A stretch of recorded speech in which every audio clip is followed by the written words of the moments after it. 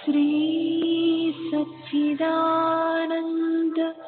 सद्गुरु साईनाथ महाराज की जय। सद्गुरु श्री साईनाथुनि शरद बाबू जी की जय।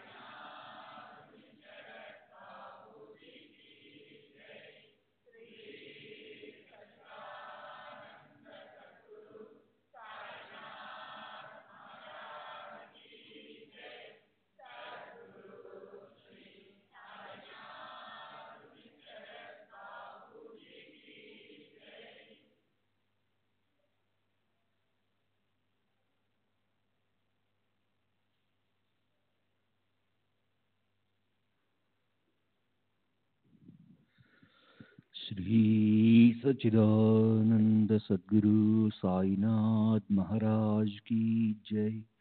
सद्गुरु श्री साईनाथ शरद बाबू जी की जय।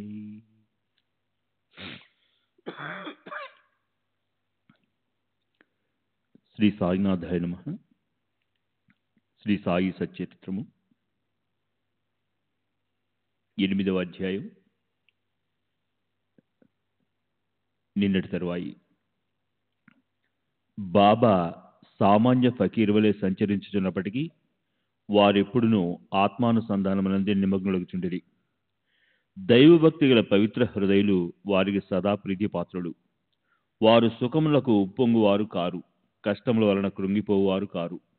రాజైనను నిరుపేదనైనను వారికి సమానమే. తమ దృష్టి మాత్రమున ముష్టివారిని చక్రవర్తిని చేయగల శక్తి ఉన్నప్పటికీ బాబా ఇంటింటికి తిరిగి భిక్షనెత్తిడివారు.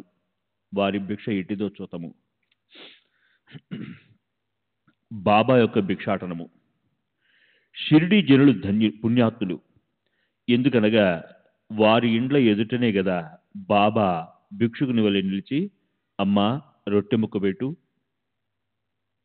అనుచు దానిని అందుకున్నట్టుగా చేయి చాచిడివారు. చేత ఒక రేకు డబ్బా పట్టుకుని భుజానికి ఒక గుడ్డజోలి తగిలించుకొని భిక్షాటనకు పోయేవారు. బాబా కొన్ని ఇండ్లకు మాత్రమే భిక్షకు పోయేవారు. పులుసు, మజ్జిగ వంటి ద్రవ పదార్థములు, కూరలు మొదలైనవి రేకు డబ్బాలో పోసుకునేవారు. అన్నము, రొట్టెలు మొదలైనవి జోలులో వేయించుకునేవారు. బాబాకు రుచి అనేది లేదు. వారు జిహ్వను స్వాధీనం అందించుకునేది కాన అన్ని పదార్థములను రేకు డబ్బాలను జోలులోనూ వేసుకునేవారు. అన్ని పదార్థములను ఒకేసారి కలిపి వేసి భుజించి సంతృష్టి చెందేవారు. పదార్థముల రుచిని పాటించేవారు కాదు. వారి నాలుకకు రుచి అనేది లేనట్లే కాన్పించుచుండెను. బాబా భిక్షకు ఒక పద్ధతి, కాలనియమము లేకుండెను.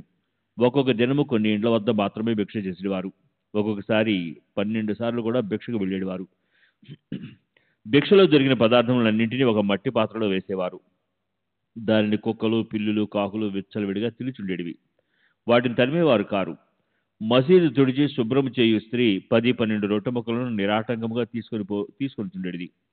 కుక్కలను, పిల్లులను కూడా కలలో సైతం అడ్డుపెట్టిన వారు ఆకలితోనున్న పేదల ఆహారమునకు అడ్డు చెప్పుదురా? ఫకీరు పదవియే నిజమైన మహారాజు పదవి అని, అదియే శాశ్వతమని, మామూలు సిరి సంపదల క్షణభంగురాలని బాబా అనుచుండేవారు. ఆ పావన చరిత్రుని జీవితం వంటి జీవితమే కదా మిగులు ధన్యమైనది. మొదట షిరిడి ప్రజలు బాబాను ఒక పిచ్చి ఫకీరని భావించి అటులనే పిలిచేవారు.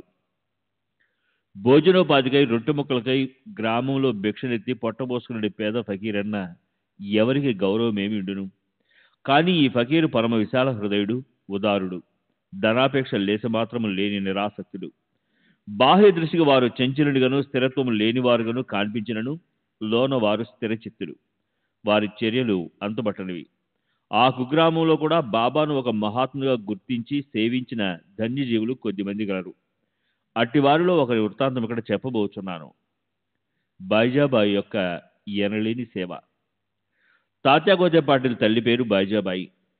ఆమె ప్రతిరోజు మధ్యాహ్నం తలపై ఒక గంపలో రొట్టె కూర పెట్టుకుని సమీపంలోనున్న చిట్టడిలో ముండ్లు పొదలు లెక్క చేయక క్రోసుల కొద్దీ దూరం నడిచి ఆత్మధ్యానంలో నిశ్చలంగా ఎక్కడో కూర్చుని ఉన్న బాబాను వెదకి పట్టుకుని భోజనం పెట్టుచుండెను. బాబాకు సాష్టాంగ నమస్కారం చేసి వారి ఎదుట విస్తరణ ఒకటి వేసి తాను తెచ్చిన రొట్టె, కూర మొదలగు భోజన పదార్థములను వడ్డించి కొసరి వాటిని బాబాచే తినిపించుచుండెను. ఆమె భక్తి విశ్వాసములు అద్భుతమైనవి. ఎనలేని ఆమె సేవను బాబా చివరి వరకు మరువలేదు. ఆమె సేవకు తగినట్లు ఆమె పుత్రుడు తాత్యాపాటిను ఎంతో ఆదరించి ఉద్ధరించెను. ఆ తల్లి కొడుకులకు బాబా సాక్షాత్ భగవంతుడనే విశ్వాసం ఉండెను. కొన్ని సంవత్సరముల తదుపరి బాబా అడవులకు పోవటం మాని మసీదులోనే కూర్చుండి భోజనం చేయసాగిరి. అప్పటి నుంచి పొలంలో తిరిగి బాబాను వెతకి పట్టుకున్న శ్రమ బైజాబాయికి తప్పినది. ముగ్గురి పడక స్థలము. ఎవరి హృదయమందు సదా వాసుదేవుడు వసించుచుండునో అట్టి మహాత్ములు ధన్యులు. అట్టి మహాత్ముల సాంగత్యము లభించిన భక్తులు గొప్ప అదృష్టవంతులు. తాత్యాగోదే పాటిల్, మహల్సాపతి ఇద్దరూ అట్టి అదృష్టశాలురు. బాబా వారిరువురిని సమానముగా ప్రేమించేవారు. బాబా వారిరువురితో కలిసి మసీదులో తమ తలలను తూర్పు, పడమర, ఉత్తరముల వైపు చేసి మధ్యలో ఒకరి కాళ్ళు ఒకరికి తగిలినట్టు పండుకునేవారు. ప్రక్కలు పరుచుకుని వానిపై చతికిలబడి సగం రేయి వరకు ఏవేవో సంగతులు ముచ్చరించుకునేవారు. అందులో ఎవరికైనా నిద్ర వచ్చుచున్నట్లు కనిపించినా తక్కిన వారు వారిని మేల్కొలుపుచుండిరి. తాత్యా పండుగని గుర్రు పెట్టినచో బాబా వారిని అటు ఇటు ఊపి వాని శిరస్సును గట్టిగా నొక్కుచుండెను. బాబా ఒక్కొక్కసారి మహల్సాపతిని అక్కును చేర్చుకుని అతని కాళ్ళు, వీపు తోమిడివారు. ఈ విధముగా 14 సంవత్సరములు తాత్యా తన తల్లిదండ్రులను విడిచి బాబాపై ప్రేమచే మసీదులోనే పండుకునేను. అవి మరపురాని మధుర దినములు. బాబా ప్రేమానురాగములు కొలువరానివి. వారి అనుగ్రహము ఇంతని చెప్పుటకు అలవి కానిది. తండ్రి మరణించిన వెంబడ తాచా గ్రహ బాధ్యతను స్వీకరించి ఇంటిలోనే నిద్రించుటకు ప్రారంభించాను. రహతా నివాసి కుశాల్ చంద్. షిరిడిలో తాత్యా తండ్రి గారైన గణపతిరావు కోతే పాటిల్ను బాబా ఎంత ప్రేమాభిమానములతో చూచెడివారో అంతటి ప్రేమాతరములతోనే రహతా నివాసి చంద్రబాన్ సేట్ మార్వాడిని చూచుచుండెరి. ఆ సేటు మరణించిన పిమ్మట అతని అన్న కొడుకు కుశాల్ చంద్ర కూడా మిక్కిలి ప్రేమతో చూచుచూ అహర్నిశలు వారి యోగక్షేమం అరయుచుండిరి. ఒక్కొక్కప్పుడు టాంగాలను, మరొకప్పుడు ఎడ్ల బండి మీదను బాబా తన సన్నిహిత భక్తులతో కలిసి రహతా పోవువారు. రహతా ప్రజలు బాజా భజంత్రులతో ఎదురేగి బాబాను గ్రామ సరిహద్దు ద్వారం వద్ద దర్శించి సాష్టాంగ నమస్కారములు చేసేటివారు. తరువాత మహావైభవంగా బాబాను గ్రామంలోనికి సాదరంగా తీసుకుని వెళ్ళేవారు. కుశాల్ చంద్ బాబాను తన ఇంటికి తీసుకుని పోయి తగిన ఆసనం నందు కూర్చుండజేసి భోజనము పెట్టేవాడు. ఇరువురు కొంతసేపు ప్రేమాల్లాసములతో ముచ్చటించుకునేవారు. తదుపరి బాబా వారిని ఆశీర్వదించి షిరిడి చేరుచుండేవారు. షిరిడి గ్రామమునకు సమాన దూరంలో ఒకవైపు అంటే దక్షిణమున రహత, మరోవైపు అంటే ఉత్తర దిశ యందు నీమ్గా ఉన్నవి. ఈ రెండు గ్రామములు దాటి బాబా ఎన్నడూ ఎచ్చటికి పోయి ఉండలేదు. వారెన్నడూ రైలు బండిలో ప్రయాణం చేసి ఎరుగరు. రైలు బండిని కనీసం చూచి కూడా ఉండలేదు. కానీ సర్వజ్ఞుడైన బాబాకు బండ్ల రాకపోకలు ఖచ్చితంగా తెలియచుండేవి. బాబా వద్ద సెలవు పుచ్చుకుని వారి ఆజ్ఞానుసారము ప్రయాణం చేయు వారలకే కష్టములు ఉండేవి కావు. బాబా ఆదేశములకు వ్యతిరేకముగా పోవువారు అనేక కష్టములు పాల్గొచుండేది. అటువంటి కొన్ని సంఘటనలను మరికొన్ని ఇతర విషయములను రాబో అధ్యాయంలో చెప్పేదను. 8వ అధ్యాయము సంపూర్ణము. సద్గురు శ్రీ సాయినాథార్పణమస్తు. శుభం భవతు. శ్రీ సచ్చిదానంద సద్గురు సాయినాథ్ మహారాజ్ కీ జై. సద్గురు శ్రీ సాయినాథుని శరద్ బాబూజీ కీ జై.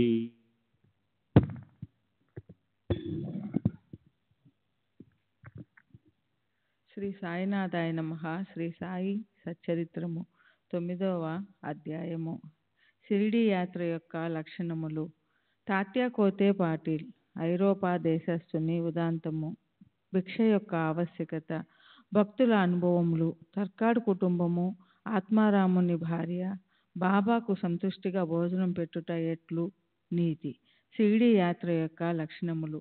షిరిడి సందర్శనంలోని ఒక ప్రత్యేక విశేషమైన బాబా అనుమతి లేనిదే ఎవరునూ షిరిడి విడువ లేకుండిరి. బాబా అనుమతి లేక ఎవరైనను షిరిడి విడిచి వెళ్ళినచో వారు ఊహించని కష్టములు కొని తెచ్చుకున్నవారవుచుండిరి. బాబా ఎవరినైనా బయలుదేరుడని సెలవిచ్చిన తరువాత ఇక షిరిడిలో ఉండరాదు. సెలవు తీసుకొనుటకు బాబా వద్దకు భక్తులు పోయినప్పుడు బాబా వారికి స్పష్టముగానో లేక సూచనప్రాయంగానో కొన్ని సలహాలను ఇచ్చుచుండెడివారు. బాబా ఆదేశానుసారము నడిచి తీరవలెను. వ్యతిరేకంగా పోయినచో ప్రమాదం లేవో తప్పక వచ్చుచుండెడివి. ఈ దిగువాటి ఉదాహరణలు కొన్ని ఇచ్చుచున్నాను. తాత్యా కోతే పాటిల్. తాత్యా కోతే పాటిల్ ఒకనాడు టాంగాలో కోపర్గాంలో జరుగు సంతకు బయలుదేరెను. హడావుడిగా మసీదుకు వచ్చి బాబాకు నమస్కరించి కోపర్గాం సంతకు పోచుంటునని చెప్పాను. బాబా అతనితో తొందరపడవద్దు, కొంచెము ఆగుము, సంత సంగతి అటు ఉండనిమ్ము, ఊరు విడిచి అసలు బయటికి ఎక్కడికి పోవలదు అనెను. సంతకు వెళ్ళాలనేది తాత్య ఆతురతను చూచి కనీసము సామానైనా వెంట తీసుకొని పొమ్మని బాబా చెప్పాను. బాబా మాటలను లెక్క చేయక తాత్య హఠావటిన టాంగా నెక్కి కోపర్గాం బయలుదేరెను. టాంగాకు కట్టిన 2 గుర్రములలో ఒకటి 300 రూపాయలు ఖరీదు పెట్టి కొత్తగా కొన్నది. మిక్కిలి చురుకైనది. షిరిడి వదిలి సావులు విహిర్ దాటిన వెంటనే అది మిక్కిలి వడిగా పరిగెత్తసాగాను. కొంత దూరం పోయిన పిమ్మట కాలు మడతపడి అది కూలబడిను. తాత్యాకు పెద్ద దెబ్బలేమీ తగులలేదు. కానీ తల్లివలే ప్రేమతో బాబా చెప్పిన సలహా జ్ఞప్తికి వచ్చాను. మరొకప్పుడు కూడా ఇటువలని బాబా ఆజ్ఞను వ్యతిరేకించి కొల్హారు గ్రామమునకు ప్రయాణమై దారిలో టాంగా ప్రమాదమునకు గురి అయిను. శ్రీ సచ్చిదానంద సద్గురు సాయినాథ్ మహారాజ్ కీ జై. సద్గురు శ్రీ సాయినాథుని శరత్ బాబూజీ కీ జై.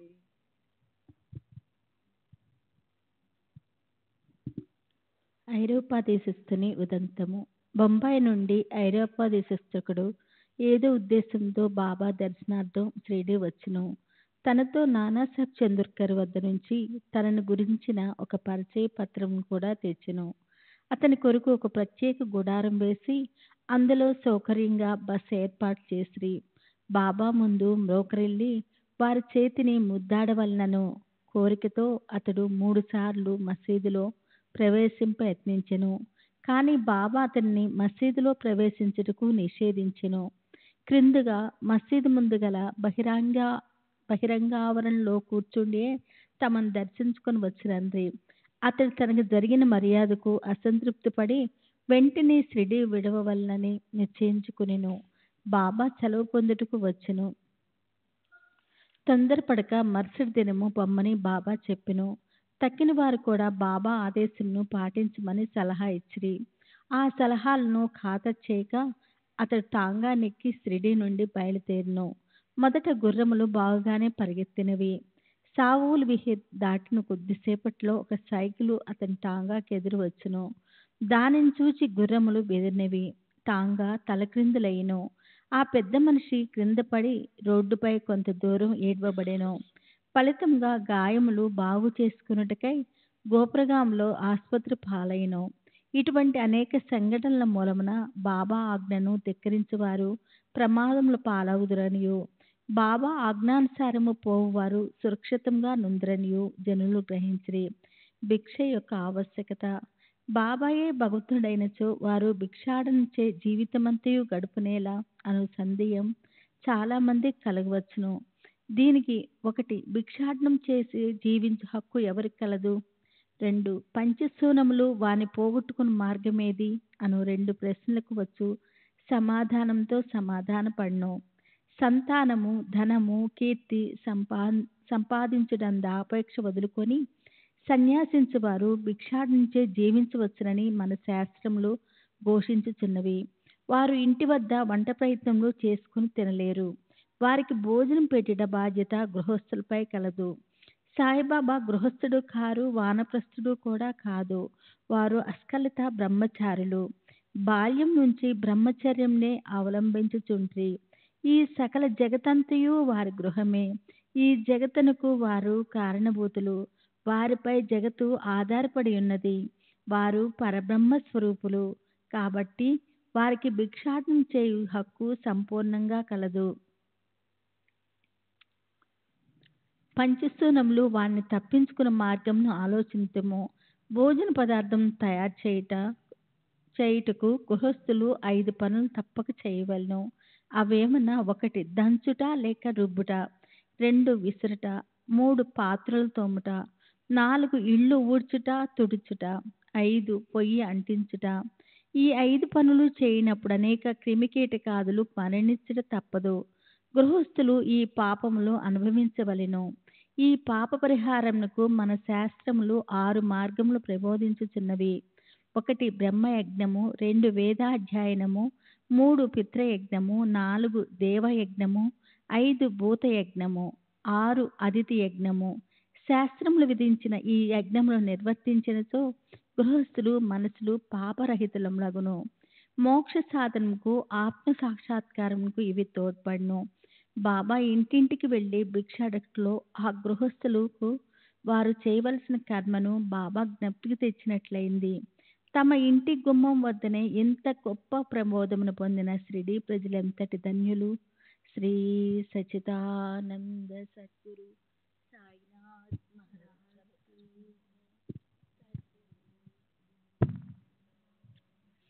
బాబూజీకి జై. భక్తుల అనుభవములు. శ్రీకృష్ణుడు భగవద్గీత యందు శ్రద్ధాభక్తులతో ఎవరిని పత్రము గాని, పుష్పము గాని, ఫలము గాని లేదా నీరు గాని అర్పించినచో దానిని నేను గ్రహించదును అని నుడివెను. సాయిబాబాకు సంబంధించి ఇంకా సంతోషదాయకమగు విషయమేమన తమ భక్తుడేదైనా తమకు సమర్పించవలననుకుని ఏ కారణము చేతనైనను ఆ సంగతి మరచినచో అట్టి వానికి బాబా ఆ విషయము జ్ఞాపకము చేసి ఆ నివేదనను గ్రహించి ఆశీర్వదించువారు. అట్టి ఉదాహరణలు కొన్ని ఈ క్రింద చెప్పబోచున్నాను. తర్కండ్ కుటుంబము. రామచంద్ర ఆత్మారాం ఊరప్ బాబాసాహెబ్ తర్కండ్ ఒకనొకప్పుడు ప్రార్థనా సమాజస్థుడైనను తరువాత బాబాకు ప్రియభక్తుడైనాడు. వాని భార్యాపుత్రులు కూడా బాబాను మిగుల ప్రేమించుచుండిరి. ఒకసారి తల్లి కొడుకులు షిరిడీకి పోయి అచ్చట వేసవి సెలవులు గడపవలెనని నిర్ణయించిరి. షిరిడీ పోవుట సంతోషదాయకమైనను కొడుకు మాత్రం దానికి మనస్ఫూర్తిగా ఇష్టపడలేదు. కారణమేమన తన తండ్రి ప్రార్థనా సమాజమునకు చెందినవాడొకటచే ఇంటి వద్ద బాబా యొక్క పూజ సరిగా చేయకపోవచ్చునని సంశయించెను. కానీ బాబా పూజను తాను నియమానుసారము సక్రమముగా చేసదనని తండ్రి వాగ్దానము చేయుటచే బయలుదేరెను. శుక్రవారం రాత్రి తల్లి కొడుకు బయలుదేరి షిరిడీకి వచ్చిరి. శ్రీ సచ్చిదానంద సద్గురు సాయినాథ్ మహారాజ్ కీ జై. సద్గురు శ్రీ సాయినాథుని శరద్ బాబూజీకి జై. ఆ మరుసటి దినము శనివారం నాడు తండ్రియగు తర్కడ్ పెందలకడనే నిద్రలేచి స్నానం చేసి పూజను ప్రారంభించుటకు ముందుగా బాబా పటమునకు సాష్టాంగ నమస్కారం చేసి ఏదో లాంఛనము వలె కాక తన కుమారుడు చేయనట్లు పూజను శ్రద్ధగా తనచే చేయింపవలసినదని ప్రార్థించెను. ఆనాటి పూజను సమాప్తి చేసి నైవేద్యముగా కలకండను అర్పించెను. భోజన సమయమందు దానిని పంచిపెట్టెను. ఆనాటి సాయంత్రము ఆ మరుసటి దినము అనగా ఆదివారం నాడు పూజ అంతయు సవ్యముగా జరిగెను. సోమవారము కూడా చక్కగా గడిచెను. ఆత్మారాముడు ఎప్పుడు ఇట్లు పూజ చేసి ఉండలేదు. పూజ అంతయు కొడుకునకు వాగ్దానము చేసినట్లు సరిగా జరుగుచున్నందుకు సంతసించెను. మంగళవారం నాడు పూజ ఎప్పటి వలె సలిపి కచేరికి పోయెను. మధ్యాహ్నం ఇంటికి వచ్చి భోజనమునకు కూర్చున్నప్పుడు అక్కడ ప్రసాదము లేకుండుట గమనించెను. నౌకరును అడగగా ఆనాడు నైవేద్యం ఇచ్చుట మరచటిచే ప్రసాదము లేదని బదులు చెప్పెను. ఈ సంగతి వినగానే భోజనమునకు కూర్చున్న ఆత్మారాం వెంటనే లేచి బాబా పటమునకు సాష్టాంగ నమస్కారం చేసి బాబాను క్షమాపణ కోరెను. బాబా తనకు విషయమును జ్ఞప్తికి తేనందుకు నిందించెను. ఈ సంగతులన్నింటినీ షిరిడీలో ఉన్న తన కొడుకుకు వ్రాసి బాబాను క్షమాపణ వేడుకొనెను. ఇది బాంద్రాలో మంగళవారం మధ్యాహ్నము సుమారు 12 గంటలకు జరిగెను. అదే సమయమందు షిరిడీలో మధ్యాహ్న హారతి ప్రారంభించుటకు ముందు ఆత్మారాముని భార్యతో బాబా ఇట్లనెను. తల్లి, ఏమైనా తినవలనని ఉద్దేశముతో బాంద్రాలో మీ ఇంటికి పోయినాను. తలుపు తాళం వేసి ఉండెను. ఎలాగుననో లోపలికి ప్రవేశించి తిని, కానీ అక్కడ తినుటకు ఏమీ లేకపోవటచే తిరిగి వచ్చి తిని అనెను. బాబా మాటలు ఆమెకేమీ బోధపడలేదు. కానీ ప్రక్కనే ఉన్న కుమారుడు మాత్రము ఇంటి వద్ద పూజలో ఏమియో లోటుపాట్లు జరిగినవని గ్రహించి ఇంటికి పోవటకు సెలవునిమ్మని బాబాను వేడెను. అందులకు బాబా పూజను అక్కడనే చేయమని ఇంటికి పోనవసరం లేదని చెప్పెను. వెంటనే కొడుకు షిరిడీలో జరిగిన విషయమంతయు వివరముగా తండ్రికి ఉత్తరం వ్రాసి బాబా పూజను అశ్రద్ధ చేయవద్దని వేడుకొనెను. ఈ 2 ఉత్తరములు ఒకటికొకటి మార్గమధ్యమున తటస్థపడి తమ తమ గమ్య స్థానములకు చేరెను. ఇది ఆశ్చర్యము కదా. శ్రీ సచ్చిదానంద సద్గురు సాయినాథ్ మహారాజ్ కీ జై. సద్గురు శ్రీ సాయినాథుని శరద్ బాబూజీకి జై. సచ్చిదానంద సద్గురు సాయినాథ్ మహారాజ్ కీ జై. సద్గురు శ్రీ సాయినాథుని శరత్ బాబూజీకి జై. ఆత్మారాముని భార్య. ఇక ఆత్మారాముని భార్య విషయం. ఒకసారి ఆమె 3 పదార్థములను బాబాకు నైవేద్యం పెట్టుటకు సంకల్పించుకొనెను. అవి వంకాయ పెరుగు పచ్చడి, వంకాయ వేపుడు కూర, పేడ. బాబా వీనిని ఎట్లు గ్రహించునో చూచెదము. బాంద్రా నివాసి రఘువీర భాస్కర పురందరే బాబాకు మిక్కిలి భక్తుడు. అతడు ఒకనాడు భార్యతో షిరిడీ బయలుదేరుచుండెను. ఆత్మారాముని భార్య పెద్ద వంకాయలు 2 మిగుల ప్రేమతో తెచ్చి పురందరుని భార్య చేతికిచ్చి ఒక వంకాయతో పెరుగు పచ్చడిని, 2వ దానితో వేపుడును చేసి బాబాకు వడ్డించమని వేడెను. షిరిడీ చేరిన వెంటనే పురందరుని భార్య వంకాయ పెరుగు పచ్చడి మాత్రము చేసి బాబా భోజనమును కూర్చున్నప్పుడు తీసుకుని వెళ్ళెను. బాబాకు ఆ పచ్చడి చాలా రుచిగా నుండెను. కాన దానిని అందరికీ పంచిపెట్టెను. వెంటనే తనకు వంకాయ వేపుడు కూడా అప్పుడే కావాలనని బాబా అడిగెను. ఈ సంగతి భక్తులు రాధాకృష్ణమాయికి తెలియపరిచిరి. అది వంకాయల కాలము కాదు గనుక ఆమెకేమీ తోచకుండెను. వంకాయలు ఎట్లు సంపాదించుట అనున్నది ఆమెకు సమస్య ఆయెను. వంకాయ పచ్చడి తెచ్చినది ఎవరని కనుగొనగా పురందరుని భార్య అని తెలియుటచే వంకాయ వేపుడు కూడా ఆమెయే చేసి పెట్టవలనని ఆమెకు కబురంపిరి. అప్పుడు అందరికీ వంకాయ వేపుడును బాబా ఎందులో కోరిరో తెలిసినది. బాబా సర్వజ్ఞతకు అందరూ ఆశ్చర్యపడిరి.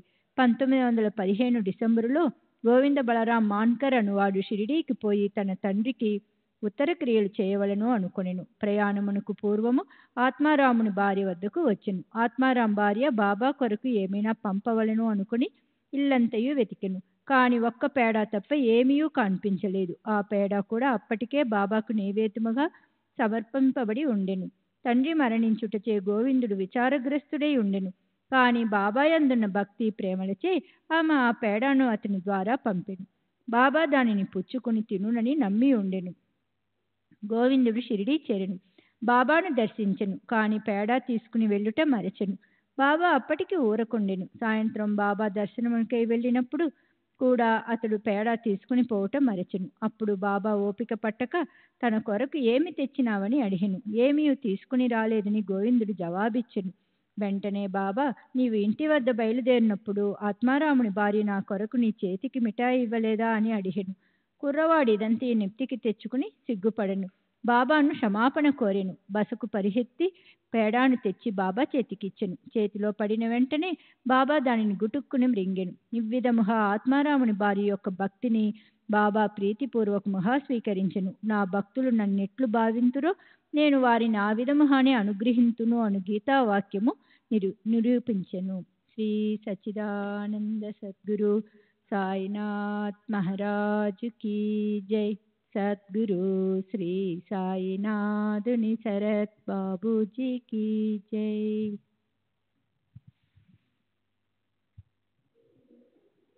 బాబాకు సంతుష్టిగా భోజనం పెట్టుట ఎట్లు. ఒకప్పుడు ఆత్మారాం తర్కడ్ భార్య షిరిడీలో ఒక ఇంటి అందు దిగెను. మధ్యాహ్న భోజనం తయారయ్యను. అందరికీ వడ్డించిరి. ఆకలితోనున్న కుక్క ఒకటి వచ్చి మొరుగుట ప్రారంభించెను. వెంటనే తర్కడ్ భార్య లేచి ఒక రొట్టె ముక్కను విసరెను. ఆ కుక్క ఎంతో మక్కువగా ఆ రొట్టె ముక్కను తినెను. ఆనాడు సాయంకాలం ఆమె మసీదునకు పోగా బాబా ఆమెతో ఇట్లనెను. తల్లి, నాకు కడుపు నిండా గొంతు వరకు భోజనం పెట్టినావు. నా జీవశక్తులు సంతుష్టి చెందినవి. ఎల్లప్పుడూ ఇట్లనే చేయుము. ఇది నీకు సద్గతి కలగజేయును. ఈ మసీదులో కూర్చుండి నేనెన్నడ అసత్యమాడను. నా యందిట్లే దయవుంచుము. మొదట ఆకలితోనున్న జీవికి భోజనం పెట్టిన పిమ్మట నీవు భుజింపు. దీనిని జాగ్రత్తగా జ్ఞప్తియందుంచుకొనుము. ఇదంతయు ఆమెకేమీ బోధపడలేదు. కావున ఆమె ఇట్లు జవాబిచ్చెను. బాబా, నేను నీకెట్లు భోజనం పెట్టగలను? నా భోజనం కొరకే ఇతరులపై ఆధారపడి ఉన్నాను. నేను వారికి డబ్బిచ్చి భోజనం చేయుచున్నాను. అందులకు బాబా ఇట్లు జవాబిచ్చెను. నీవు ప్రేమపూర్వకంగా పెట్టిన రొట్టె ముక్కను తిని ఇప్పటికీ తేన్పులు తీయుచున్నాను. నీ భోజనంనకు ముందు ఏ కుక్కను నీవు చూసి రొట్టె పెట్టితో అదియు నేను ఒక్కటియే. అట్లనే పిల్లులు, పందులు, ఈగలు, ఆవులు మొదలుగా అలవన్నీ నా అంశంలే. నేనే వాని ఆకారంలో తిరుగుచున్నాను. ఎవరైతే సకల జీవకోటిలో నన్ను చూడగలుగుదురో వారే నా ప్రియభక్తులు. కావున నేను వేరు, తక్కిన జీవరాశి అంతయు వేరు అను ద్వంద్వభావమును భేదమును విడిచి నన్ను సేవింపుము. ఈ అమృతతుల్యమగు మాటలు ఆమె హృదయం ఎంతయో కదిలించినవి. ఆమె నేత్రములు అశ్రువులతో నిండెను. గొంతు గద్గదమయ్యను. ఆమె ఆనందమునకు అంతు లేకుండెను. నీతి: జీవులన్నింటి యందు భగవంతుణ్ణి దర్శింపుము అనునది ఈ అధ్యాయంలో నేర్చుకునవలసిన నీతి. ఉపనిషత్తులు, భగవద్గీత, భాగవతము మొదలగునవి అన్నీ భగవంతుని ప్రతి జీవియందు చూడుమని ప్రబోధించుచున్నవి. ఈ అధ్యాయం చివర చెప్పిన ఉదాహరణం వలనను ఇతర అనేక భక్తుల అనుభవముల వలనను సాయిబాబా ఉపనిషత్తులలోని ప్రబోధములను తమ ఆచరణ రూపంన చూపి అనుభవపూర్వకంగా నిర్ధారణ చేసి ఉన్నారని స్పష్టమగును. ఉపనిషదాది గ్రంథములలో ప్రతిపాదింపబడిన తత్వమును అనుభవపూర్వకంగా ప్రబోధించిన సమర్థ సద్గురుడే శ్రీ సాయిబాబా. 9వ అధ్యాయం సంపూర్ణం. సద్గురు శ్రీ సాయినాథర్పణమస్తు. శుభం భవతు. శ్రీ సచ్చిదానంద సాయినాథ్ మహారాజ్ కీ జై. సద్గురు శ్రీ సాయినాథుని శరత్ బాబూజీ కీ జై. శ్రీ సాయినాథాయ నమః. శ్రీ సాయి సచ్చరిత్రము 10వ అధ్యాయం. సాయిబాబా జీవన విధానము. ఎల్లప్పుడూ శ్రీ సాయిబాబాను భక్తి ప్రేమలతో జ్ఞప్తి అందించుకొనుము. ఏలన బాబా ఎల్లప్పుడూ తమ ఆత్మానుసంధానం నందే లీనమై సర్వులకు హితము చేయుట యందు నిమగ్నమై ఉండువారు. వారి స్మరణయే జీవన రూప స్మరణమైన సంసారమనడి చిక్కుముడిని విప్పు తరుణోపాయము. ఇది అన్నింటికంటే అత్యుత్తమైన శ్రేష్టము, సులభతరమైన సాధనము. దీనిలో వ్యయ ప్రయాసాలు లేవు. కొద్ది శ్రమతో గొప్ప ఫలితమును పొందవచ్చును. అందువలన ఇక ఆలస్యము చెయ్యక మన దేహేంద్రియంలో పట్టుతత్వము ఉన్నంత వరకు ప్రతి నిమిషము ఈ సాధనలు అనుష్ఠించుటకు వెచ్చించవలెను. ఇతర దేవతలంతా ఉత్త భ్రమ, గురువొక్కడే దేవుడు. సద్గురువు చరణములను నమ్మి కొలిచినచో వారు మన అదృష్టమును బాగు చెయ్యగలరు. వారిని శ్రద్ధగా సేవించినచో సంసార బంధముల నుండి తప్పించుకొనగలము. న్యాయ మీమాంసాది షట్శాస్త్రములను చదవ పని లేదు. మన జీవితమనే ఓడకు సద్గురుని సరంగుగా చేసుకొన్నచో కష్టములను చింతలతో కూడిన సంసారమనే సాగరమును మనము సులభముగా దాటగలము. సముద్రములు నదులు దాటునప్పుడు మనము ఓడ నడుపువాని యందే నమ్మకముంచినట్లు సంసారమనే సాగరమును దాటుటకు సద్గురునే సరంగుపై పూర్తి నమ్మకము ఉంచవలెను. భక్తుల యొక్క అంతరంగమున గల భక్తి ప్రేమలను బట్టి సద్గురువు వానికి జ్ఞానమును, శాశ్వత ఆనందమును ప్రసాదించుడు. గత అధ్యాయంలో బాబా యొక్క భిక్షాటనము, కొందరు భక్తుల అనుభవములు మొదలగునవి చెప్పితిమి. ఈ అధ్యాయంలో బాబా ఎక్కడ నివసించెను, ఎలాగున జీవించెను, ఎట్లు శయనించటి వారు, భక్తులకు ఎట్లు బోధించుచుండెను మొదలగునవి చెప్పెదము. శ్రీ సచ్చిదానంద సద్గురు సాయినాథ్ మహారాజ్ కీ జై. సద్గురు శ్రీ సాయినాథ్ శరత్ బాబు. శ్రీ సచ్చిదానంద సద్గురు సాయినాథ్ మహారాజ్ కీ జై. సద్గురు శ్రీ సాయినాథ్ శరత్ బాబూజీ కీ జై.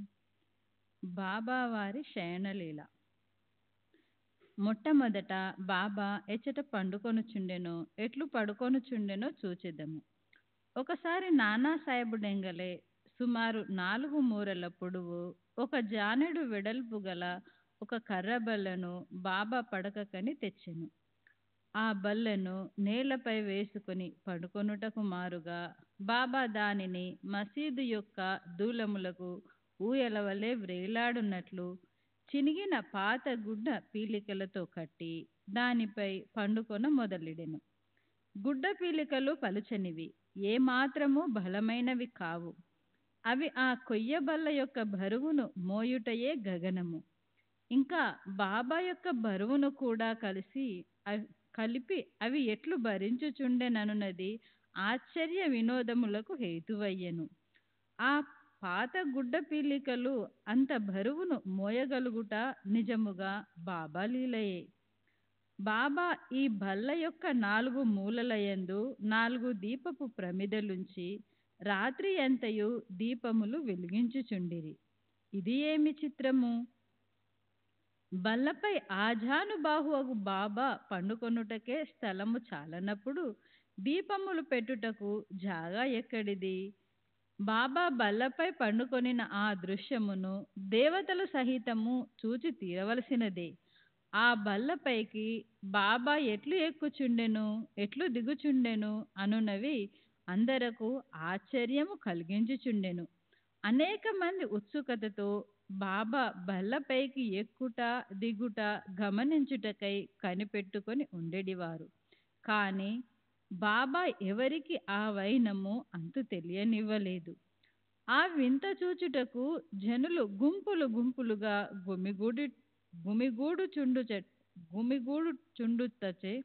గుమిగూడుచుండుచే బాబా విసుగు చెంది ఒకనాడు ఆ బల్లను విరిచి పారవేచిరి.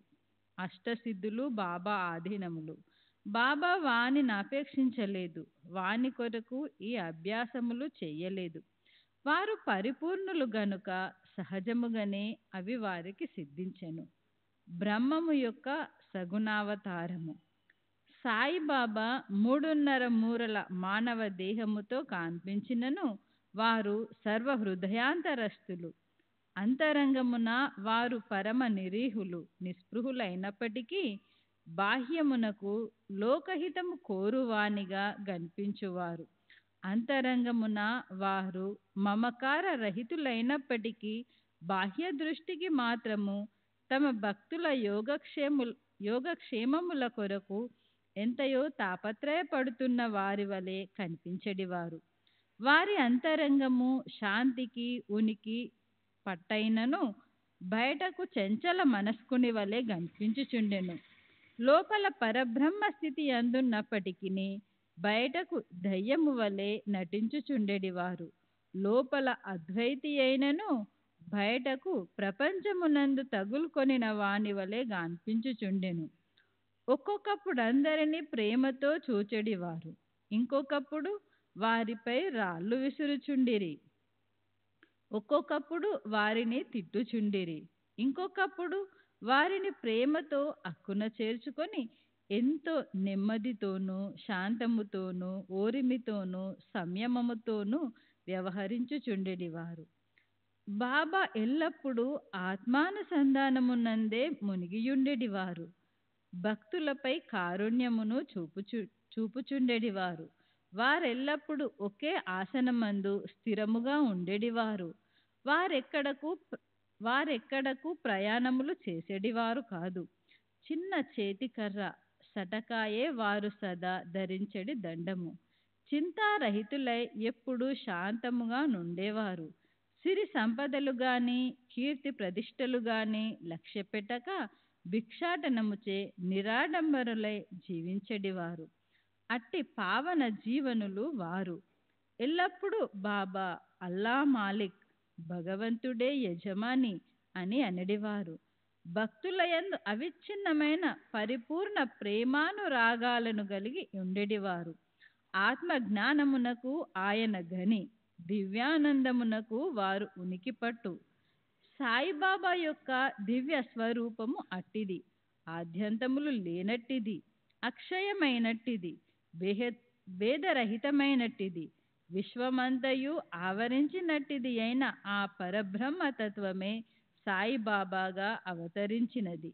ఎంతో పుణ్యము చేసుకున్న అదృష్టవంతులు మాత్రమే ఆ నిధిని పొందగలిగిరి, గ్రహించగలుగుచుండిరి. సాయిబాబా యొక్క నిజతత్వమును గ్రహించలేక వారినొక సామాన్య మానవునిగా ఎంచిన వారు నిజముగా దురదృష్టవంతులు. శ్రీ సచ్చిదానంద సద్గురు సాయినాథ్ మహారాజ్ కీ జై. సద్గురు శ్రీ సాయినాథుని శరద్ బాబూజీ కీ జై. షిర్డీలో బాబా నివాసము, వారి జన్మ తేదీ. బాబా యొక్క తల్లిదండ్రుల గురించి కానీ వారి సరి అయిన జన్మ తేదీ కానీ ఎవరికీ తెలియదు. వారు షిరిడీలో ఉండిన కాలాన్ని బట్టి దానిని సుమారుగా నిశ్చయించుకోవచ్చును. బాబా 16 ఏళ్ల ప్రాయమున షిరిడీకి వచ్చి 3 సంవత్సరములు అచ్చటుండిరి. హఠాత్తుగా అచ్చటి నుండి అదృశ్యులై కొంతకాలం పిమ్మట నైజాం ఇలాక్ రాజ్యంలోని ఔరంగాబాద్ సమీపంలో కనిపించి 20 సంవత్సరముల ప్రాయమున చాంద్ పాటిల్ పెళ్లి గుంపుతో షిరిడీ చేరిరి. అప్పటి నుంచి 60 సంవత్సరములు షిరిడీ వదలక అచ్చటనే ఉండిరి. 1918 సంవత్సరంలో మహాసమాధి చెందిరి. దీనిని బట్టి బాబా సుమారు 1838 సంవత్సరమున ప్రాంతముందు జన్మించి ఉండరని భావించవచ్చును. బాబా లక్ష్యము, వారి బోధలు. 17వ శతాబ్దంలో రామదాస్ అనే యోగి పుంగవుడు 1680 వర్ధిల్లెను. గోబ్రాహ్మణులను మహమ్మదీయుల నుండి రక్షించే లక్ష్యమును వారు చక్కగా నిర్వర్తించిరి. వారు గతించిన 200 ఏళ్ల పిమ్మట హిందువులను మహమ్మదీయులను తిరిగి వైరము ప్రబలను. శ్రీ సచ్చిదానంద సద్గురు సాయినాథ్ మహారాజ్ కీ జై. సద్గురు శ్రీ సాయినాథుని శరద్ బాబూజీ కీ జై. 2 ఏళ్ల పిమ్మట హిందువులకు మహమ్మదీయులకు తిరిగి వైరం ప్రబలెను. వారి మధ్య సమైక్య భావము నెలకొల్పుటకే సాయిబాబా అవతరించెను. ఎల్లప్పుడూ వారు చెప్పేటి హితవు, హిందువులు దైవమగు శ్రీరాముడను మహమ్మదీయుల దైవమగు రహీమను ఒక్కరే. వారిరువురి మధ్య ఏమీ భేదము లేదు. అట్లై ఉన్నప్పుడు వారి భక్తులు వారిలో వారు కలమాడుట ఎందులకు? ఓ అజ్ఞానులారా, చేతులు కలిపి రెండు జాతులను కలిసి మెలిసి ఉండుడు, బుద్ధితో ప్రవర్తింపుడు, జాతీయ ఐక్యమత్యతను సమకూర్చుడు. వివాదము వల్ల గాని ఘర్షణ వల్ల గాని ప్రయోజనము లేదు. అందుచే వివాదము ఇడువుడు, ఇతరులతో పోటీ పడకుడు, మీ యొక్క వృద్ధిని మేలు చూసుకునుడు. భగవంతుడు మిమ్ము రక్షించును. యోగము, త్యాగము, తపస్సు, జ్ఞానము, మోక్షమునకు మార్గములు. వీటిలో నేదైనా అవలంబించి మోక్షమును సంపాదించుకున్నచో మీ జీవితము వ్యర్థము. ఎవరైనా మీకు కీడు చేసినచో ప్రత్యుపకారము చేయకూడు. ఇతరుల కొరకు మీరేమైనా చేయగలిగినచో నెల్లప్పుడు మేలు మాత్రమే చేయుడు. సగ్రహముగా ఇదియే బాబా యొక్క ప్రబోధము. ఇది ఇహపర సాధనము. సాయిబాబా సద్గురువు. గురువులమని చెప్పుకుని తిరుగువారు అనేకులు గలరు. వారు ఇంటింటికి తిరుగుచూ వీణ చిరతలు చేతపట్టుకుని ఆధ్యాత్మ కాడంబరము చాటెదరు. శిష్యులు చెవులలో మంత్రములు నూది వారి నుండి ధనము లాగిదరు. పవిత్ర మార్గము మతమును బోధించదమని చెప్పుదురు. కానీ మతమనగానేమో వారికే తెలియదు. స్వయముగా వారు పవిత్రులు. సాయిబాబా తన గొప్పతనం ఎన్నడూ ప్రదర్శించవలని అనుకోలేదు. వారికి దేహేభిమానము ఏమాత్రము లేకుండెను. కానీ భక్తుల యందు మిక్కిలి ప్రేమ మాత్రము ఉండేటిది. నియంత గురువులని అనియంత గురువులని. గురువులు రెండు విధములు. నియంత గురువులనగా నియమింపబడ్డవారు. అనియంత గురువులనగా అనుకూలముగా వచ్చే ఏదైనా సలహానిచ్చి మన అంతరంగమునున్న సుగుణమును వృద్ధి చేసి మోక్ష మార్గమును తొక్కునట్లు చేయువారు. నియంత గురువులు సహవాసము నీవు నేను అను ద్వంద్వభావమును పోగొట్టి అంతరంగమును యోగమున ప్రతిష్ఠించి తత్వమసి అగునట్లు చేయును. సర్వ విధముల ప్రపంచ జ్ఞానమును బోధించు గురుదేవులు అనేకులు గలరు. కానీ మనలను ఎవరైతే సహజ స్థితి యందు నిలుచున్నట్లు చేసి మనలను ప్రపంచపు పుటికి అతీతంగా తీసుకుని పోవుదరో వారే సద్గురువులు. సాయిబాబా అట్టి సద్గురువు. వారి మహిమ వర్ణాతీతము. ఎవరైనా వారిని దర్శించినచో వారు బాబా యొక్క భవిష్యత్ వర్తమానములన్నిటినీ చెప్పువారు. ప్రతి జీవి యందు బాబా దైవత్వమును చూచెడివారు. స్నేహితులు విరోధులు వారికి సమానులే. నిరాభిమానము సమత్వము వారిలో మూర్తభవించినవి. వారు దుర్మార్గుల అవసరములను కూడా తీర్చెడివారు. కలిమిలేములు వారికి సమానము. మానవ దేహంతో సంచరించినప్పటికీ వారికి గృహదేవతల యందు అభిమానము లేకుండెను. శరీరధార వలె కనిపించెను. వారు నిజమునకు నిస్సిరులు, జీవనముక్తులు. బాబాను భగవంతుని వలె పూజించిన షిరిడీ ప్రజలు పుణ్యాత్ములు. ఏది తినుచును త్రాగుచును తమ దొడ్డుల్లోనూ పొలముల్లోనూ పనిచేసి కొనుచున్నప్పుడు వారెల్లప్పుడూ సాయిని జప్తియందుంచుకుని సాయి మహిమను కీర్తించుచుండేడివారు. సాయి తప్ప ఇంకొక దైవమును వారు ఎరంగి ఉండలేదు. షిరిడీ స్త్రీలు ప్రేమను భక్తిని దాని మాధుర్యమును వర్ణించుటకు మాటలు చాలవు. వారు పామరులు అయినప్పటికీ వారుకున్న స్వల్ప భాష జ్ఞానంతోనే ప్రేమతో బాబాపై పాటలను కూర్చుకుని పాడుకునిచుండిరి. వారికి అక్షర జ్ఞానము శూన్యమైనప్పటికీ వారి పాటల్లో నిజమైన కవిత్వము గానవచ్చును. యథార్థమైన కవిత్వము పాండిత్యము వల్ల రాదు. అది అసలైన ప్రేమ వల్ల వెలువడును. కవిత్వమును స్వచ్ఛమైన ప్రేమభావము నుండి వెలువడును. అటువంటి అసలైన కవిత్వాన్ని విబుధులైన శ్రోతలు ఆస్వాదించగలరు. ఈ పల్లి పదాలన్నీ స్వీకరింపదగినవి. సాయి అనుగ్రహం ఉంటే ఏ భక్తుడైనా వీటిని శ్రీ సాయి లీల పత్రికలోనో లేదా పుస్తక రూపంలోనో ప్రకటించిన ఎంతయో బాగుండును. శ్రీ సచ్చిదానంద సద్గురు సాయినాథ్ మహారాజ్ की जय. सद्गुरु श्री साईनाथ निशरद बाबूजी की जय.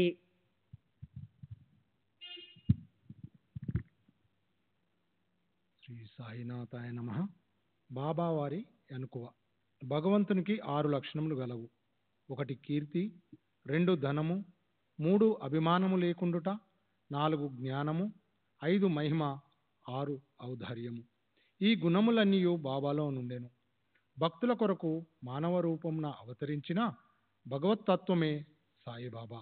వారి కరుణ అనుగ్రహము అద్భుతములు.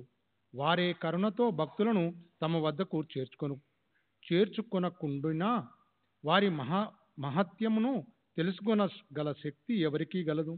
భక్తుల కొరకు బాబా నోట వెలువడిన పలుకులు పలుకుటకు సరస్వతి దేవి కూడా వెరుగు చెందును. ఒక ఉదాహరణ, బాబా మిక్కిలి అనుకోతో నిట్లనేడివారు, బానిసలకు బానిసనగు నేను మీకు రుణగ్రస్తుడను, మీ దర్శనముచే నేను తృప్తుడనైతిని, మీ పాదములు దర్శించుట నా భాగ్యము, మీ అశుద్ధములో నేనొక పురుగును, అట్లగుట వలన నేను ధన్యుడను.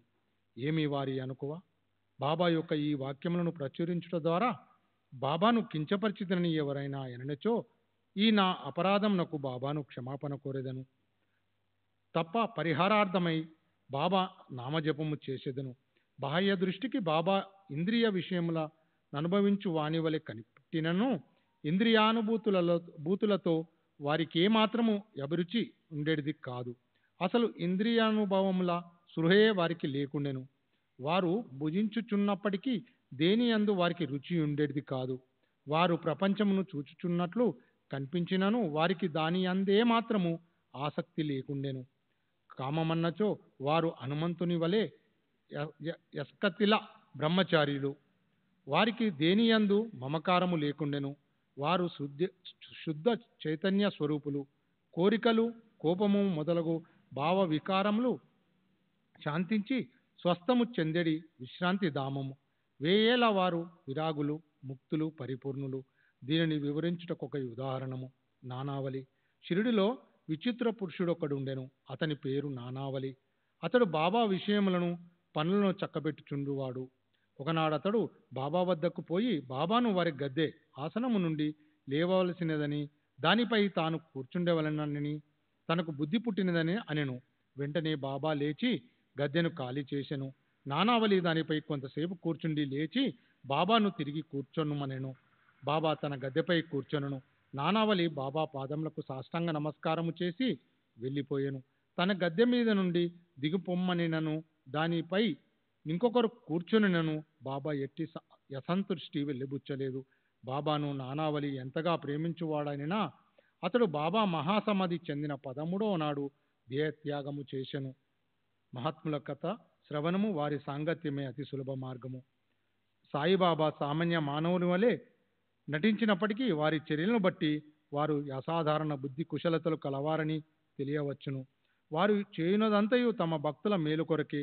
వారు ఆసనములు గాని, యోగాభ్యాసములు గాని, మంత్రోపదేశములు గాని తమ భక్తులకు ఉపదేశించలేదు.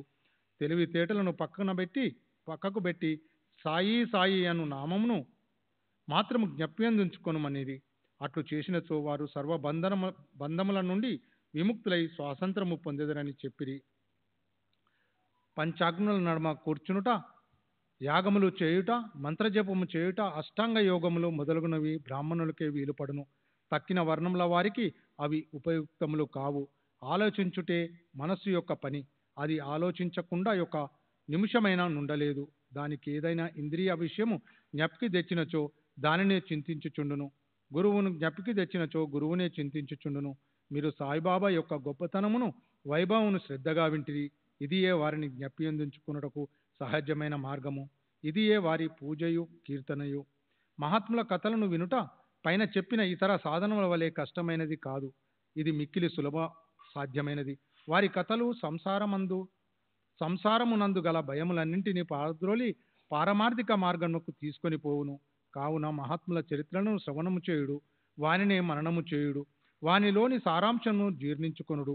ఇంత మాత్రము చేసినచో బ్రాహ్మణులేగాక స్త్రీ శూద్రాది అన్ని వర్ణముల వారు కూడా పవిత్రులగుదురు.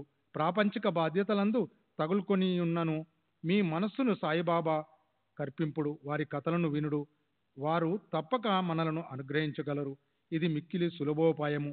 అయినచో మరి దీనిని ఎందుకు అందరూ అవలంబించుకున్నారు అని అడగవచ్చు. కారణమేమనగా భగవంతుని కృపాకటాక్షము లేని ఎడల మహాత్ముల చరిత్రను వినుటకు కూడా మనసు అంగీకరించదు. భగవంతుని చేతనే సర్వము నిరాటంకము సుగమము యగును. మహాత్ముల కథలు వినుటయనగా వారి సాంగత్యము చేయుటయే. మహాత్ముల సాంగత్యము చే కలుగు ప్రాముఖ్యము చాలా గొప్పది. అది మన అహంకారమును, దేహాభిమానమును నశింపజేయును. చావు పుట్టుకలనే బంధములను కూడా నశింపజేయును. హృదయ గ్రంథులను దిగగొట్టును. తుదకు శుద్ధ చైతన్య స్వరూపుడగు భగవంతుని సన్నిధ్యమునకు తీసుకొని పోవును. విషయ వ్యామోహములయందు మనకు గల అభిమానమును తగ్గించి ప్రాపంచిక కష్ట సుఖములందు విరక్తి కలగజేసి పారమార్థిక మార్గమున నడుపును. మీకు భగవన్నామ స్మరణము, పూజ, భక్తి వంటి ఇతర సాధనము లేవియు లేకపోయినను కేవలము హృదయపూర్వకంగా మహాత్ములను ఆశ్రయించినచో చాలును. వారు మనలను భావసాగరం నుండి తరింపజేయుదురు. మహాత్ములు అందుకొరకే నవతరించెదరు. ప్రపంచ పాపముల తొలగజేయునట్టి గంగా, గోదావరి, కృష్ణ, కావేరి మున్నగు పవిత్ర నదులు కూడా మహాత్ములు వచ్చి తమ నీటిలో స్నానము చేసి తమను పావనము చేయవలనని వాంఛించుచుండును. మహాత్ముల మహిమ అట్టిది. మన పూర్వజన్మ సుకృతముచే మనకు సాయిబాబా పాదములను ఆశ్రయించు భాగ్యము కలిగినది. మసీదు గోడ కానుకొని ఊది మహాప్రసాదమును తమ భక్తుల యోగక్షేమములకై పంచిపెట్టు సుందర స్వరూపుడును. ఈ ప్రపంచం యొక్క ఆభావమును చింతించువాడును సదా పూర్ణానందములో మునిగియుండువాడు నగు సాయి పాదములకు సాష్టాంగ నమస్కారములు చేయుచు ఈ అధ్యాయమును ముగించదము. 10వ అధ్యాయము సంపూర్ణము. సద్గురు శ్రీ సాయినాథార్పణమస్తు. శుభం భవతు. శ్రీ సచితానంద సద్గురు సాయినాథ్ మహారాజ్ की जय। सद्गुरु श्री साईनाथुनि शरद बाबूजी की जय। శ్రీ సాయినాథాయ నమః. శ్రీ సాయి సచ్చరిత్రము 11వ అధ్యాయం. సగుణ బ్రహ్మస్వరూపమే సాయిబాబా. డాక్టర్ పండితుని పూజ. హాజిద్ సిద్దిక్ ఫాల్కే. పంచభూతములు బాబా స్వాధీనము. సగుణ బ్రహ్మస్వరూపమే సాయిబాబా. భగవంతుడు లేదా బ్రహ్మము 2 విధముగా అవతరించవచ్చును. 1 నిర్గుణ స్వరూపము, 2 సగుణ స్వరూపము. నిర్గుణ స్వరూపములకు ఆకారం లేదు, సగుణ స్వరూపములకు ఆకారం గలదు. 2ను పరబ్రహ్మం యొక్క స్వరూపములే. మొదటి దాన్ని కొందరు ధ్యానించరు, రెండవ దాన్ని కొందరు పూజించరు. భగవద్గీత 12వ అధ్యాయంలో సగుణ స్వరూపమును పూజించుటే సులభమని కలదు, కావున దాన్నే అనుసరించవచ్చునని చెప్పిరి. మనుషుడు ఆకారం కలిగి ఉన్నాడు కావున సహజంగా భగవంతుని కూడా ఆకారంతో సగుణ స్వరూపముగా భావించి పూజించుట సులభము. కొంతకాలం వరకు సగుణ స్వరూపము బ్రహ్మమును పూజించిన గాని మన భక్తి ప్రేమలు వృద్ధి చెందవు. క్రమంగా ఆ భక్తి నిర్గుణ స్వరూపమగు పరబ్రహ్మోపాసనకు దారితీయను. విగ్రహము, యజ్ఞవేదిక, అగ్ని, వెలుతురు, సూర్యుడు, నీరు, బ్రహ్మము ఈ 7ను పూజనీయములు. కానీ సద్గురువు వీని అన్నిటికంటే నికృష్టుడు. అట్టి సద్గురుడైన సాయినాథుని మనమును ధ్యానించదముగాక. వారు రూపుదాల్చిన వైరాగ్యము, నిజభక్తులకు విశ్రాంతి దాము.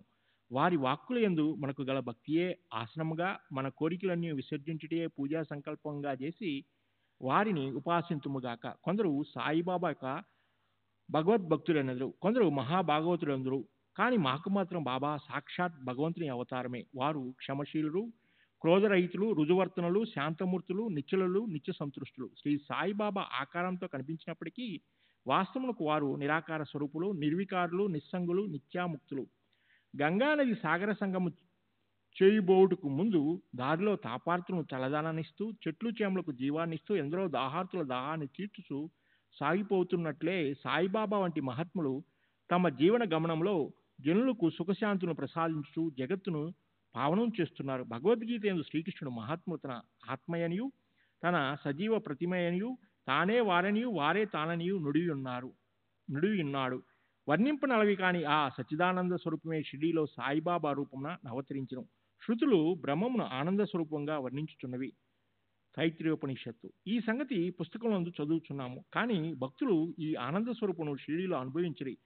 సర్వమునకు ఆధారభూతమగు బాబా ఉపాధిరహితుడు. వారు తమ ఆసనం కొరకు ఒక గోనె సంచిని ఉపయోగించుకునేవారు. భక్తులు దానిపై చిన్న పరుపు వేసి అణుకుడుకు చిన్న బాలేసును సమకూర్చిరి. బాబా తన భక్తుల కోరికను మన్నించి వారి వారి భావాలను అనుసరించి తన పూజించుడికెట్టి అభ్యంతరం చూపుకొనెను.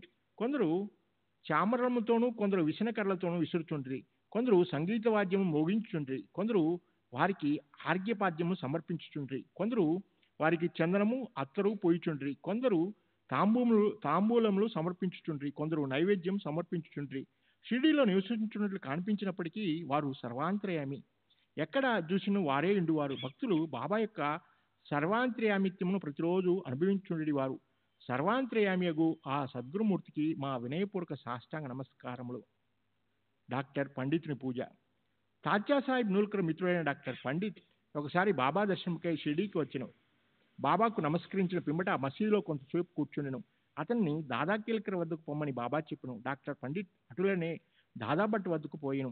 దాదా భట్ అతని సగౌరవంగా ఆహ్వానించెను. బాబాను పూజించుడికై పూజా సామాగ్రి పళ్ళెంతో దాదా భట్ మసీదు వచ్చెను. డాక్టర్ పండిత్ కూడా అతను అనుసరించెను. దాదా భట్ బాబాను పూజించును. అంతకు మునిపెవరును బాబా నుదుటిపై చంద్రం పూయుడుకు సాహసించలేదు. ఒక్క మహల్సాపతి మాత్రమే బాబా కంఠమునకు చంద్రం పూయిచుండెను. కానీ ఈ అమాయక భక్తులకు డాక్టర్ పండిత్ దాదా భట్ యొక్క పూజా పలరము నుండి చంద్రము తీసుకుని బాబా నుదుటిపై త్రిపుండ్రాకారంగా వ్రాసెను. అందరికీ ఆశ్చర్యం కలిగినట్లు బాబా ఒక్క మాట అనక ఊరకొనిను. ఆనాడు సాయంకాలం దాదా భట్ బాబాను ఇట్లెన్ను, బాబా, మేమెవరైనా మీ నుదుటిపై చంద్రం పూయుదమన్నా నిరాకరించరే. డాక్టర్ పండిత్ రాయ్గా ఈనాడెలా ఊరుకుంటిరి. అందుకు బాబా ప్రసన్నంగా ఇట్లు సమాధానం ఇచ్చెను, నేనొక ముస్లమాన్నని, తానొక సద్బ్రాహ్మణుని, ఒక మహమ్మదీయుని పూజించు ద్వారా తాను మైలపడిపోవుదననే దురాభిమానం లేకుండా అతడు నాలో తన గురువుని భావించుకుని అట్లు చేసిను. అతని నిష్కల్మష భక్తి నన్ను కట్టిపడివేసింది. అతనికి నేను ఎట్లు అడ్డు చెప్పగలను? దాదాపు ఆ తర్వాత డాక్టర్ పండిత్ను ప్రశ్నించగా అతడు బాబాను తన గురువుగా భావించి తన గురువు కొసరించినట్లు బాబా నుదుటిపై త్రిపుండ్రమును రాసినన్ను. భక్తులు వారి వారి భావానుసారము తమను ఆరాధించుటకు బాబా సమ్మతించును. ఒక్కొక్కసారి వారు మిక్కిలి వింతగా ప్రవర్తించేవారు. ఒక్కొక్కప్పుడు పూజా ద్రవ్యముల పల్లెమును విసిరివేయచ్చు ఉగ్రావతారమును దాల్చేడివారు. అట్టి సమయంలో బాబాను సమీపించుటకు కూడా ఎవరికీ ధైర్యం చాలేడిది కాదు. ఒక్కొక్కప్పుడు భక్తులను తిట్టుచుండెను. ఒక్కొక్కప్పుడు మైనం కంటే మెత్తగా గానిపించేడివారు. అప్పుడు వారు శాంతి శ్రమలకు ప్రతిరూపం వలె గానిపించుచుండ్రి. బయటకు కోపంతో నొగిపోవచ్చు, కల్లెర చేసినప్పటికీ వారి హృదయం మాత్రం మహాతృ హృదయం వలె అనురాగమయం. వెంటనే వారు తమ భక్తులను ప్రేమతో దగ్గరికి తీసి, నేనెప్పుడు ఎవరిపైనా కోపించి ఎరుగును. తల్లి తన బిడ్డలను ఎక్కడైనా తరిమివేయినా, సముద్రం తనను చేరు నదులను ఎప్పుడైనా తిరగొట్టినా నేను మిమ్మల్ని ఎందుకు నిరాదరించదును? నేనెప్పుడు మీ యోగక్షేమాలనే ఆపేక్షించదును. నేను మీ సేవకును. నేనెప్పుడు మీ వెంటనే ఉండి పిలిచిన పలుకుతాను. నేనెప్పుడు కోరేది మీ ప్రేమను మాత్రమే అనేవారు. శ్రీ సచిదానంద సద్గురు సాయినాథ్ మహారాజ్ కీ జై. సద్గురు శ్రీ సాయినాథ్ హాజీ సిద్దిక్ పాల్కే. బాబా ఎప్పుడు ఏ భక్తిని ఎట్లు ఆశీర్వదించనో ఎవరికీ తెలియదు. అది కేవలం వారి ఇచ్చపై ఆధారపడి ఉండేను. హాజీ సిద్దిక్ పాల్కే కథ ఎందుకు ఉదాహరణ. సిద్దిక్ పాల్కే అను మహమ్మదీయుడు కళ్యాణ్ నివాసి.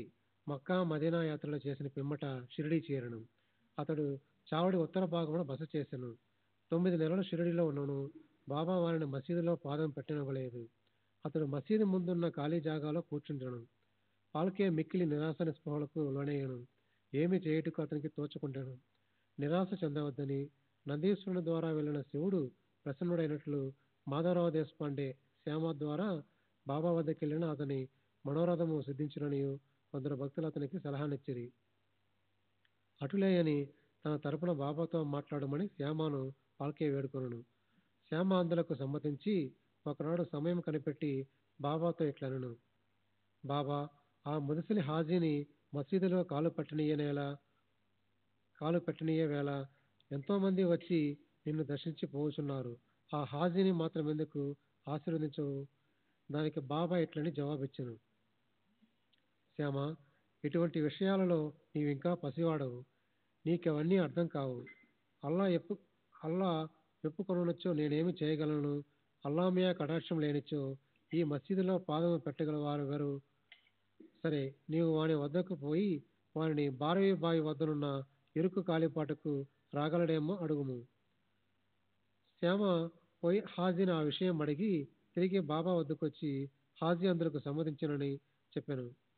40,000 రూపాయలు 4 వాయిదాలలో ఇవ్వగలడేమో అని కనుగొనమని తిరిగి బాబా అడిగాను. శ్యామ వెంటనే పోయి హాజీ తాను 4 లక్షలు కూడా ఇచ్చుటకు సిద్ధముగా ఉన్నాడని జవాబు తెచ్చాను. సరే, మరలా పోయి వాని అడుగుము. మసీదులో ఈనాడు మేకను కోసేదము. వానికి దాని మాంసము కావాలనో వృషణము కావాలనో కనుగొనము. బాబా వారి కొలంబా మసీదులో బాబా భిక్ష చేసి తెచ్చిన పదార్థములంచెడి మట్టి పాత్రలో నున్న చిన్న ముక్కతోనైనా సంతృష్టి చెందినని శ్యామ ద్వారా హాజీ బదులు చెప్పారు.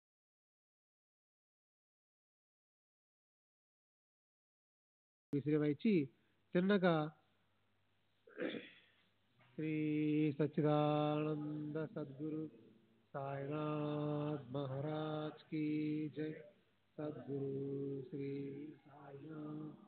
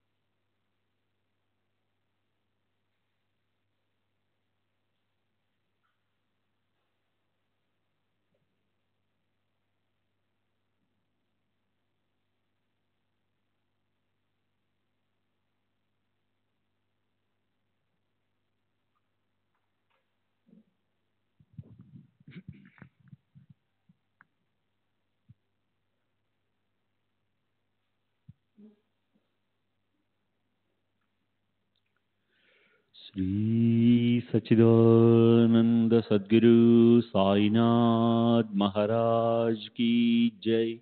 सद्गुरु श्री साईनाथ शरद बाबू जी की जय। साई रहम नजर करना, बच्चों का पालन करना। साई रहम नजर करना, बच्चों का पालन करना। जाना तुमने जगत पसारा, सब ही झूठ जमाना। जाना तुमने जगत पसारा, सब ही झूठ जमाना। साई रहम नजर करना, बच्चों का पालन करना। साई रहम नजर करना, बच्चों का पालन करना। मैं अंधा हूँ बंदा आपका, मुझसे पद दिखलाना। मैं अंधा हूँ बंदा आपका, मुझसे पद दिखलाना। साई रहम नजर करना, बच्चों का पालन करना। साई रहम नजर करना, बच्चों का पालन करना। दास गणों कहे अब क्या बोलूं, थक गई मेरी रसना। दास गणों कहे अब क्या बोलूं, थक गई मेरी रसना। साई रहम नजर करना, बच्चों का पालन करना। साई रहम नजर करना, बच्चों का पालन करना। रहमो नजर करो अब मोरे साई, तुम बिना नहीं मुझे बाप बाई। रहमो नजर करो, मैं अंधा हूँ बंदा तुम्हारा। मैं अंधा हूँ बंदा तुम्हारा। मैं ना जानू, मैं ना जानू, मैं ना जानू अल्लाह इलाही। रहमो नजर करो, रहमो नजर करो अब मोरे साई। तुम बिना नहीं मुझे माँ बाप भाई रहमो नजर करो काली जमाना मैंने गमाया काली जमाना मैंने गमाया साथी आखिर का साथी आखिर का साथी आखिर का तुम बिना कोई रहमो नजर करो रहमो नजर करो अब मोरे साई तुम बिना नहीं मुझे माँ बाप भाई रहमो नजर करो अपने मस्जिद का झाड़ू गणो है अपने मस्जिद का झाड़ू गणो है मालिक हमारे मालिक हमारे मालिक हमारे तुम बाबा साई रहमो नजर करो रहमो नजर करो अब मोरे साई तुम बिना नहीं मुझे माँ बाप भाई रहमो नजर करो। श्री सच्चिदानंद सद्गुरु साईनाथ महाराज की जय। सद्गुरु श्री साईनाथ निशरद बाबू जी की जय।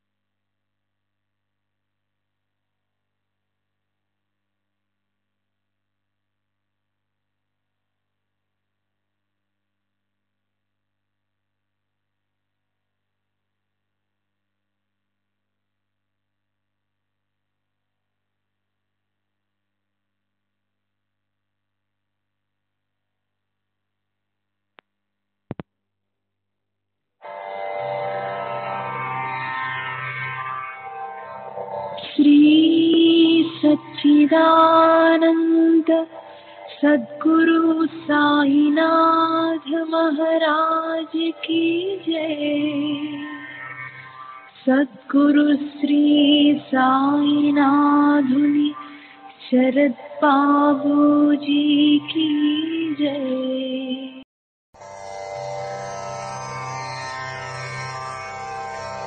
श्री सच्चिदानंद सद्गुरु साईनाथ महाराज की जय। सद्गुरु श्री साईनाथुनि शरद बाबू जी की जय।